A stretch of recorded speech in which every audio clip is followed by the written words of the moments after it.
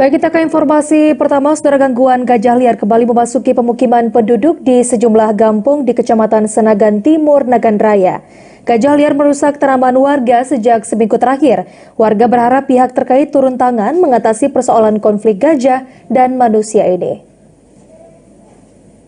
Tanaman padi milik Ibnu Hashim, warga Gampung Tui Melesong, Kecamatan Senagan Timur, Nagan Raya, rusak parah setelah kawanan gajah memasuki area persawahan warga di kawasan itu.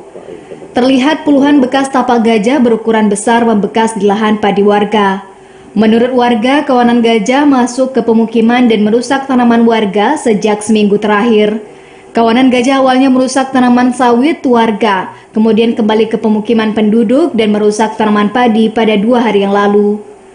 Gajah liar memang sudah kerap memasuki pemukiman penduduk di kawasan ini. Sejumlah kampung yang kerap terganggu dengan gajah liar diantaranya Gampung Tui Melesong, Blang Tungku, Blang Lango, dan Gampung Kila. Malam Selasa. Berapa luas Pak padinya Pak yang dirusak? Yang masuk, yang kena, 2 rantai ada.